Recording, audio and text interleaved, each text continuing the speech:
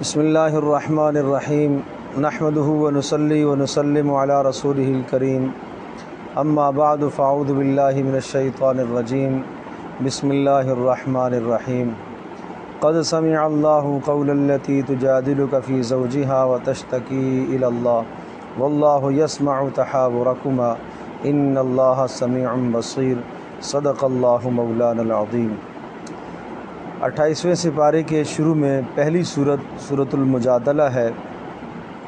اس سورہ مبارکہ کے اندر شروع میں زہار کے مسائل اور احکام کو ذکر فرمایا کہ اگر کوئی شخص اپنی بیوی سے ایسا لفظ بول دے ماں کے ساتھ اس لفظ کی تشبیہ ہو جائے، کوئی یوں کہے کہ تو میرے لیے میری ماں کی طرح ہے، تو زمانہ جاہلیت میں اس لفظ کو طلاق سمجھا جاتا تھا۔ اسلام نے اس جاہلیت کی اس رسم کو ختم کر کے، یعنی زمانہ جاہلیت میں ہمیشہ کے لیے وہ عورت اس پر حرام ہو جاتی تھی اور اس کے ساتھ ماں والا رویہ اختیار کیا جاتا تھا، وہ ماں کی طرح ہی ہو جایا کرتی تھی۔ تو اسلام نے آ کر اس قانون کو، اس جاہلیت کی رسم کو ختم کیا۔ اگر کوئی آدمی اب اپنی بیوی سے زہار کا لفظ کہتا ہے تو کفارہ یہ سمجھایا کہ ایک گردن آزاد، یعنی ایک غلام آزاد کیا جائے، اور اگر غلام آزاد نہ کر سکے تو پھر مسلسل 2 ماہ کے روزے رکھے، اور اگر 2 ماہ کے روزے بھی کوئی آدمی نہیں رکھ سکتا تو 60 آدمیوں کو کھانا کھلا دے، یہ کفارہ سمجھایا۔ اور اس کے بعد اللہ تبارک و تعالیٰ کے علم کا بیان ہے کہ اللہ پاک تمہاری سرگوشیوں کو، تم 2 آدمی، تم 3 آدمی، تم 4 آدمی، تم اکیلے ایک بند کمرے میں کچھ سوچتے ہو، اللہ تبارک و تعالیٰ ان تمام احوال و حالات سے آگاہ ہے۔ اور منافقوں کے کچھ احوال سنائے کہ جو رسول اکرم صلی اللہ علیہ وسلم کی خدمت میں حاضر ہو کر حضرت صلی اللہ علیہ وسلم کو بلا وجہ مشغول کرنے کی کوشش کرتے تھے، یا رسول پاک صلی اللہ علیہ وسلم کی خدمت میں حاضر ہو کر ایسے الفاظ بولتے تھے کہ جن الفاظ سے گستاخی اور بے ادبی کی آمیزش تھی، تو اللہ تبارک و تعالیٰ نے ان کو ان برائیوں سے روکا، اور پھر فرمایا کہ جب کسی مجلس میں تم بیٹھو تو اس مجلس میں وسعت پیدا کیا کرو۔ ان کی عادت تھی کہ صحابہ کو نہیں بیٹھنے دیتے تھے تاکہ یہ رسول پاک صلی اللہ علیہ وسلم سے کچھ سیکھ نہ لیں، تو اس طرح سے اب مجلس کے آداب بھی سمجھائے، اور پھر یہ سمجھایا کہ یہ منافق جھوٹی قسمیں کھا کر قسموں سے سہارا لیتے ہیں اور اس طرح سے یہ اپنے آپ کو بچاتے ہیں۔ ایسے لوگوں پر شیطان ہمیشہ مسلط ہو جاتا ہے، اور شیطان کے یہ شیطان کی جماعت کہلاتے ہیں، یہ شیطان کا فریق کہلاتے ہیں، اور اللہ پاک نے یہ اپنے ذمے یہ بات لے رکھی ہے کہ اللہ رسول کی اور رسول کے ماننے والوں کی اللہ مدد کرے گا، اور اللہ پاک ان کو غالب کرے گا۔ اور آخر میں رسول اکرم صلی اللہ علیہ وسلم کے جان نثاران صحابہ کرام رضی اللہ عنہم اجمعین کے ایک مزاج کو ذکر فرمایا جو ایمان کی بہت اعلیٰ سطح ہے۔ وہ کیا ہے کہ ان کے دل میں جو شخص اللہ اور اس کے رسول کا دشمن ہوتا ہے، اس شخص کی محبت ان کے دل میں کبھی بھی نہیں آتی، چاہے ان کا باپ ہو، چاہے ان کی اولاد ہو، چاہے ان کا بھائی ہو، چاہے ان کے قرابت دار ہوں۔ ایسوں کے دلوں پر اللہ نے ایمان کو لکھ دیا، اور یہ اللہ سے راضی ہیں اور اللہ ان سے راضی ہے۔ اس کے بعد سورۃ الحشر ہے، یہ بھی مدنی سورت ہے۔ اس میں ایک قبیلے کا تذکرہ ہے، قبیلہ بنو قریظہ، جو یہود مدینہ کے اندر آباد تھے، اور حضرت صلی اللہ تعالیٰ علیہ وسلم کی مدینہ میں آمد سے پہلے یہ یہاں آ کے آباد ہوئے تھے، اور نبی علیہ الصلوۃ والسلام کی ہجرت کا انتظار تھا ان کو کہ نبی آخر زمان یہاں تشریف لائیں گے، ہجرت کریں گے، ہم انصار بنیں گے۔ تو انصار کے فضائل حاصل کرنے کے لیے پہلے سے آ کر یہاں آباد ہوئے، لیکن جب رسول اکرم صلی اللہ علیہ وسلم کی بعثت ہوئی اور پھر آپ علیہ السلام نے ہجرت بھی فرما لی، تو ان ظالموں کو یہ حسد کھا گیا کہ یہ آدمی نبی آخر زمان یہ ہمارے خاندان سے، یعنی بنو اسرائیل سے نہیں آیا، یہ بنو اسماعیل سے کیوں آیا؟ اس بنیاد پر ان میں سے اکثر نے ایمان نہیں لایا، اور رسول اکرم صلی اللہ علیہ وسلم کی مخالفت پر اتر آئے، اور مشرکین کے ساتھ، مکہ والوں کے ساتھ گٹھ جوڑ کر کے حضرت صلی اللہ علیہ وسلم اور صحابہ کرام کو تکلیف پہنچانے کی انہوں نے کوشش کی۔ تو حضرت صلی اللہ علیہ وسلم کو اللہ کی طرف سے حکم آیا اور ان یہودیوں کو مدینے سے نکالا گیا، ان کو جلا وطن کیا گیا۔ تو اس جلا وطنی کا یہاں پر تذکرہ ہے اور انہیں چند دن کی مہلت دے دی گئی، اور اس مہلت کے بعد ان کو وہاں سے جلا وطن کیا گیا، اور پھر مال فے اور مال غنیمت کے مصارف سمجھائے کہ یہ مال غنیمت کے مصارف ان لوگوں کے لیے، ان فقراء مہاجرین کے لیے ہیں جن کو اپنے گھروں سے مکہ سے نکالا گیا، صرف اللہ کی رضا تلاش کرنے کے لیے انہوں نے ہجرت کی، اور اللہ اور اس کے رسول کی وہ مدد کرتے ہیں۔ اور اسی طرح سے وہ انصار بھی اس کے مستحق ہیں کہ جو حاجت مند ہیں، اور جنہوں نے ان صحابہ کرام یعنی ہجرت کرنے والوں کو مدینہ منورہ کے اندر جنہوں نے ٹھکانہ دیا، اور ان کی یہ حالت ہے کہ یہ اپنے اوپر دوسروں کو ترجیح دیتے ہیں، مہاجرین کو، آنے والوں کو اپنے اوپر ترجیح دیتے ہیں، حالانکہ اپنی ضرورت ہونے کے باوجود بھی اپنی ضرورت کو پیچھے کر دیتے ہیں، دوسروں کی ضرورت کو مقدم رکھتے ہیں۔ اور پھر اسی طرح سے آخر میں یہ سمجھایا کہ مثال ان لوگوں کی کہ جو کفر کرتے ہیں، ناشکری کرتے ہیں، گناہوں کا ارتکاب کرتے ہیں، تو شیطان ان سے گناہ کرواتا ہے، اور جب شیطان ان سے گناہ کرواتا ہے اور وہ شیطان کا حامی اور ساتھی بن کر گناہ کر چکتے ہیں، تو پھر شیطان پیچھے ہٹ جاتا ہے۔ شیطان بھی یہ کہتا ہے کہ انی اخاف اللہ، مجھے اللہ سے ڈر لگتا ہے۔ فکان عاقبتہما انہما فی النار، اس شیطان اور شیطان کا پیروکار ان دونوں کا ٹھکانہ جہنم ہے۔ پھر سمجھایا تم منافقوں کی طرح، ان لوگوں کی طرح نہ ہو جاؤ جو اللہ کو بھول چکے ہیں، اور اللہ تبارک تعالیٰ نے انہیں بلا دیا، اللہ پاک نے ان کے اوپر نظر رحمت نہیں فرمائی۔ ایسے لوگ فاسق، فاجر اور دین سے بہت دور نکلنے والے ہیں، اور یہ یاد رکھنا اصحاب جنت اور اصحاب نار دونوں طبقے برابر نہیں ہو سکتے۔ اصحاب الجنت وہ فائزین ہیں، وہ کامیاب لوگ ہیں۔ اور پھر قرآن مجید کی عظمت اور اس کی ہیبت اور جلال کو ذکر فرمایا کہ اگر اس کو کسی پہاڑ پر اتارا جاتا تو پہاڑ بھی ریزہ ریزہ ہو جاتا۔ اور سورت کا اختتام ہو رہا ہے اللہ تبارک تعالیٰ کی تعریفی کلمات پر، واللہ الذی لا الہ الا ھو الملک القدوس السلام المؤمن المہیمن العزیز الجبار المتکبر سبحان اللہ عما یشرکون۔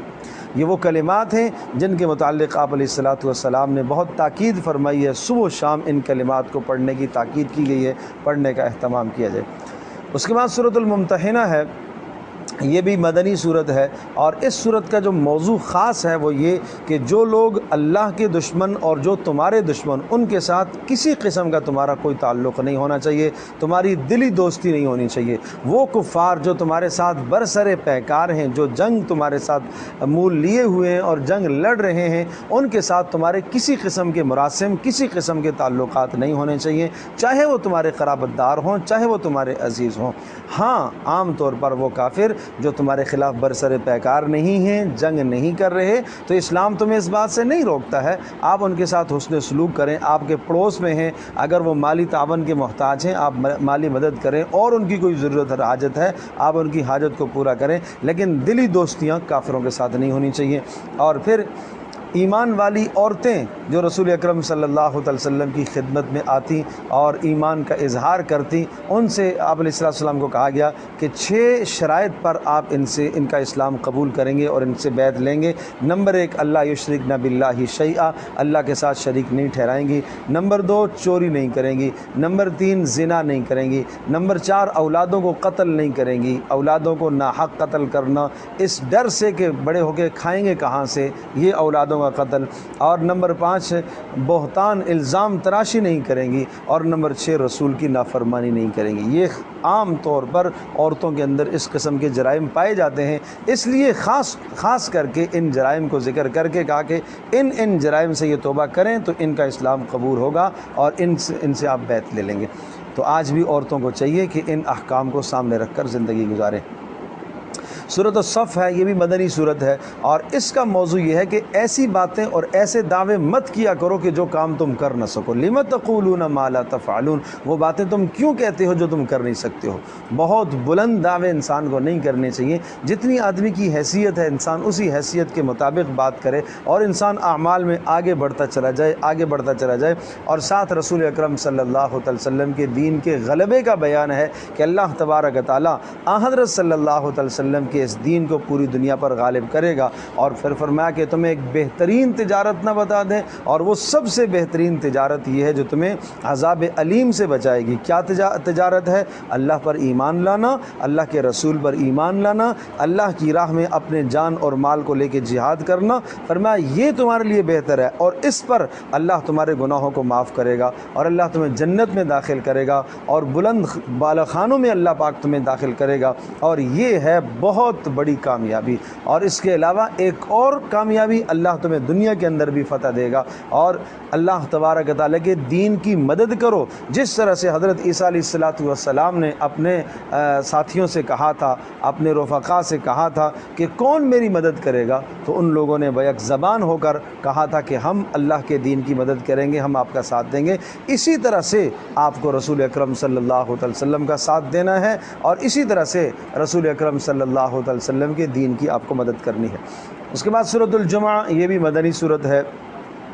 اس سورہ مبارکہ کا موضوع جو ہے دو باتیں ہیں۔ ایک پہلے رکوع کے اندر جو موضوع ہے کہ اللہ تبارک و تعالیٰ کا کلام یعنی قرآن مجید عظیم الشان کتاب آپ کو دی گئی ہے، لہذا اس کتاب پر آپ کو عمل کرنا، اس میں تدبر کرنا، یہ تمہاری ذمہ داری ہے، یہ تمہارا فریضہ ہے۔ ان یہودیوں کی طرح نہ ہو جانا کہ جنہیں کتاب دی گئی اور تورات دی گئی اور تورات کے مسائل ان کو دیے گئے، لیکن انہوں نے تورات کو پس پش ڈال دیا، عمل نہیں کیا۔ ان کی مثال ایسی ہی ہے جیسا کہ گدھے کی پیٹھ پر کتابیں لاد دی جائیں، اس سے کوئی فائدہ انہوں نے نہیں اٹھایا۔ اگر آج تم قرآن مجید جیسی عظیم الشان کتاب سے فائدہ نہیں اٹھاؤ تو پھر تمہاری مثال بھی انہی کی طرح ہو جائے گی۔ اور دوسرا، جمعے کی اہمیت اور فضیلت ذکر فرمائی۔ جمعے کی اہمیت کہ جب جمعے کے لیے اذان ہو تو تمہیں اپنے سارے مشاغل چھوڑ دینی چاہیے، کاروبار بھی چھوڑنا چاہیے، ہر وہ عمل جو جمعے کی طرف آنے کے لیے رکاوٹ پیدا کرے وہ تمہیں چھوڑ دینا چاہیے۔ یہ نہیں کہ چلو کاروبار چھوڑ دیا، گھر میں بیوی بچوں کے ساتھ مشغول ہے، کسی بھی قسم کی مشغولیت تمہیں اختیار کرنے کی اجازت نہیں ہے، اور یہ تمہارے لیے بہتر ہے۔ البتہ جب جمعے کی نماز ادا ہو جائے تو اب تم نکلو، جا کے کاروبار کو کھولو، اب اس پر اللہ تبارک و تعالیٰ تمہیں برکت دے گا۔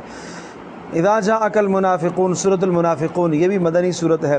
اس سورہ مبارکہ کا جو موضوع ہے کہ منافقوں کی جھوٹی قسموں کا اعتبار نہ کریں۔ وہ جھوٹی قسمیں کھا کر یہ کہتے ہیں آپ اللہ کے رسول ہیں، کوئی شک نہیں آپ اللہ کے رسول ہیں، لیکن منافق جو یہ کہہ رہے ہیں وہ سراسر جھوٹ بول رہے ہیں، اور وہ قسموں سے سہارا لے رہے ہیں، اور وہ یہ سمجھ رہے ہیں کہ ہم عزت مند ہیں۔ انہیں یہ سمجھا دیجئے وَلِلَّهِ الْعِزَّةُ وَلِرَسُولِهِ، عزت اللہ اور اس کے رسول کے لیے ہے، عزت ایمان والوں کے لیے ہے، عزت اللہ کے اختیار میں، جسے اللہ چاہتا ہے عزت دیتا ہے، جسے اللہ چاہتا ہے ذلیل کرتا ہے۔ عزت اور ذلت کے فیصلے اللہ کے پاس ہے۔ اور ان منافقوں کا یہ کہنا کہ رسول اکرم صلی اللہ علیہ وسلم اور آپ کے آس پاس جو ان پر خرچ کرنا چھوڑ دو، یہ نبی کا ساتھ چھوڑ دیں گے، تو یہ تمہارے یہ خیالات ہیں۔ وَلِلَّهِ خَزَائِنُ السَّمَاوَاتِ وَالْأَرْضِ، آسمان زمین کے خزانے اللہ کے پاس ہے، تم اگر خرچ نہیں کرو گے تو کیا وہ بھوکے مر جائیں گے؟ اللہ تبارک تعالیٰ نے روزی کی ذمہ تو اللہ نے لیا ہے، اللہ پاک کہیں اور سے رسول اکرم صلی اللہ علیہ وسلم اور ان کے صحابہ کی مدد فرمائے گا۔ اور دوسرے رکوع میں یہ بھی سمجھایا کہ تمہیں تمہاری اولادیں اور تمہیں تمہارے مال اللہ کی یاد سے غافل نہ کرے۔ اگر تم نے ایسا کر دیا یہ بڑے خسارے کی بات ہے، بڑے خسارے کی بات ہے، اور اس خسارے سے بچنے کے لیے ضروری ہے کہ اللہ کی راہ میں تمہیں مال خرچ کرنا چاہیے۔ سورۃ التغابن مدنی صورت ہے۔ اس سورہ مبارکہ کا موضوع یہ ہے کہ قیامت کا جو دن آنے والا ہے حقیقت میں وہ کامیابی اور ناکامی کا دن ہے۔ یوم التغابن، چیخ و پکار کا وہ دن ہے۔ اس دن پتہ چلے گا کون کامیاب ہے، اس دن پتہ چلے گا کون ناکام ہے۔ دنیا کی کامیابیاں عارضی ہیں، دنیا کی ناکامیاں بھی عارضی ہیں، اور ان کافروں کا یہ گمان اور خیال ہے کہ نہیں اٹھائے جائیں گے موت کے بعد۔ قل بلا وربی لتبعثن، کہہ دیجئے میرے پروردگار کی قسم تمہیں اٹھایا جائے گا، اور پھر تم سے تمہارے اعمال کا سوال ہوگا، لہذا تمہیں اللہ اور اس کے رسول پر ایمان لانا چاہیے، اور اس قرآن پر ایمان لانا چاہیے۔ اور اس دنیا کے اندر اگر کوئی مصیبت آ جاتی ہے تو سمجھ لو وہ مصیبت اللہ کے ارادے سے آتی ہے۔ وَمَن يُؤْمِن بِاللَّهِ يَهْدِ قَلْبَهُ، لیکن مصیبت کے وقت جو اللہ تبارک و تعالیٰ کی ذات عالی پر کامل بھروسہ کرتا ہے کہ یہ تکلیف اللہ کی طرف سے ہے، اللہ پاک اس کے دل کو سکون عطا کرتا ہے، اور وہ جانتا ہے کہ اس مصیبت پر درجے بلند ہوں گے، وہ جانتا ہے کہ اس مصیبت پر میرے گناہ معاف ہوں گے۔ اور پھر فرمایا اے ایمان والو، تمہاری بیویاں اور تمہاری اولادیں اور تمہاری بیویاں یہ دکھنا تمہارے دشمن نہ بن جائیں، کیسے؟ اگر تمہیں تمہاری بیویاں اللہ کی نافرمانی کی طرف لے جائیں تو وہ تمہاری دشمن ہے، اگر تمہیں تمہاری اولادیں تمہارے نافرمانی کی طرف لے جائیں تو یاد رکھنا یہ تمہارے دشمن ہیں، فاحذروہم، بچ کے رہنا، بچ کے رہنا، تمہیں سمجھنا چاہیے ان کی دشمنی کو۔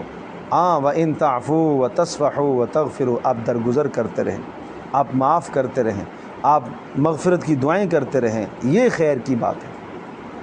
مطلب یہ کہ اگر وہ تمہیں نافرمانی کی طرف ابھاریں تو تمہیں ان کی اطاعت نہیں کرنی ہے۔ فَاتَّقُوا اللَّهَ إِنَّمَا أَمْوَالُكُمْ وَأَوْلَادُكُمْ فِتْنَةٌ، تمہارے مال اور اولادیں یہ آزمائشیں ہیں دنیا کے اندر، یہ آزمائش کے لیے اللہ پاک نے تمہیں عطا کیے ہیں۔ اور پھر 4 حکم دیے، فَاتَّقُوا اللَّهَ مَا اسْتَطَعْتُمْ، جتنا ہو سکے اللہ کا ڈر اختیار کرو، جتنا ہو سکے گناہوں سے اپنے آپ کو بچاؤ۔ نمبر 2، وَاسْمَعُوا، اللہ کے احکام کو خوب توجہ سے سنا کرو۔ نمبر 3، وَأَطِيعُوا، اللہ کی اطاعت کیا کرو۔ اور نمبر 4، وَأَنفِقُوا خَيْرًا لِأَنفُسِكُمْ، اللہ کی راہ میں مال خرچ کیا کرو، یہ تمہارے لیے بہتر ہے۔ وَمَن يُوقَ شُحَّ نَفْسِهِ فَأُولَٰئِكَ هُمُ الْمُفْلِحُونَ، اور جو بخل سے بچا لیا گیا یہ ہے کامیاب۔ یا ایھا النبی اذا طلقتم النساء، یہ بھی مدنی صورت ہے۔ اس سورہ مبارکہ کا موضوع گھریلو عائلی قوانین کو بیان فرمایا کہ اگر عورتوں کو کسی ضرورت کی وجہ سے، مجبوری کی وجہ سے تمہیں طلاق دینے کی نوبت آ جائے تو ان کی عدت کا خیال رکھنا۔ واتقوا اللہ ربکم، اپنے پروردگار سے ڈرتے رہنا، اور ان کو گھروں سے مت نکالا کرو اور نہ وہ خود گھروں سے نکلے۔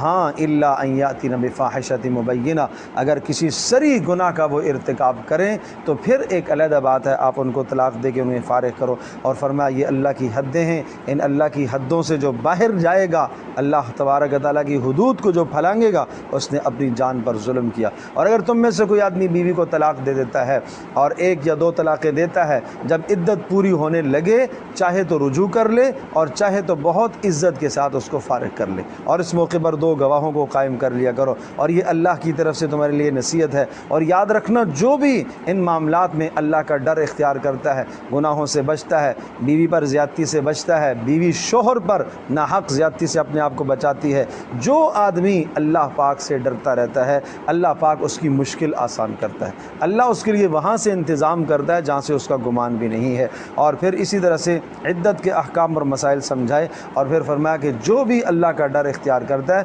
اللہ اس کی مشکل آسان کرتا ہے، اللہ اس کے گناہوں کو معاف کرتا ہے، اور اللہ پاک اسے 2 اجر عطا کرتا ہے۔ اور اسی طرح سے وَأَسْكِنُوهُنَّ مِنْ حَيْثُ سَكَنْتُم مِّن وَجْدِكُمْ، جتنی تمہاری حیثیت ہے اس حیثیت کے مطابق اپنی بیویوں کو نفقہ اور ان کی ضروریات کو پورا کیا کرو۔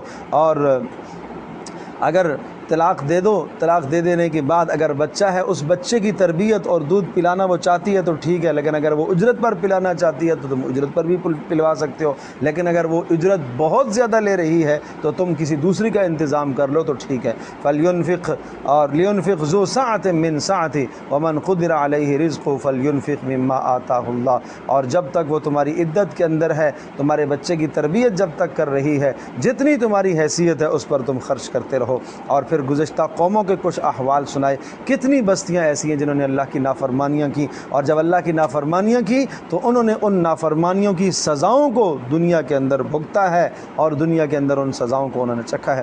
سورۃ التحریم یہ بھی مدنی صورت ہے۔ اس سورہ مبارکہ کا موضوع ہے کہ جس چیز کو اللہ نے تمہارے لیے حلال قرار دیا اس کو مت حرام کرو۔ تحلیل اور تحریم کے اندر اختیارات اللہ کے ہیں، تمہارے اختیارات نہیں ہیں، اس میں تم اپنے اختیارات کو مت چلاؤ، اور اسی طرح سے اپنے آپ کو اور اپنے گھر والوں کو جہنم کی آگ سے بچانے کی محنت کرو، جس کا ایندھن انسان اور پتھر ہوں گے۔ اور بچنے کا کیا راستہ ہے، کیسے بچو گے؟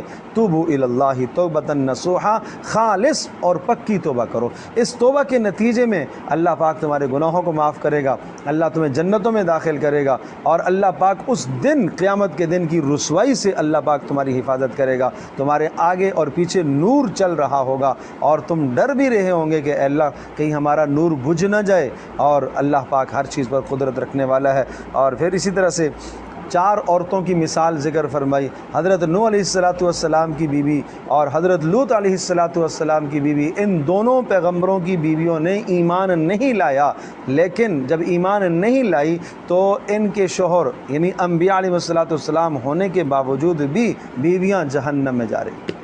تو یہ سمجھایا جا رہا ہے کہ اپنا ایمان تمہارے پاس ہوگا تو تم جہنم کی آگ سے بچ سکو گے۔ یہ قانون اور یہ ضابطہ اس سے سمجھایا۔ اور تیسری مثال دی ہے حضرت آسیہ علیہ الرضوان فرعون کی بیوی کی، کہ فرعون ظالم، فرعون کافر، فرعون خدائی دعویٰ کرنے والا شخص، اور بیوی حضرت موسیٰ علیہ السلام پر ایمان لانے والی۔ قیامت میں کوئی عورت یہ نہیں کہہ سکتی کہ میں دین پر اس لیے نہیں چل سکی کہ میرا شوہر سخت تھا، میرے حالات مشکلات تھے، میرا شوہر بد مزاج تھا۔ اس کے لیے آسیہ کی مثال سامنے لائی جائے گی کہ اس کا شوہر زیادہ سخت تھا یا تیرا شوہر زیادہ سخت تھا۔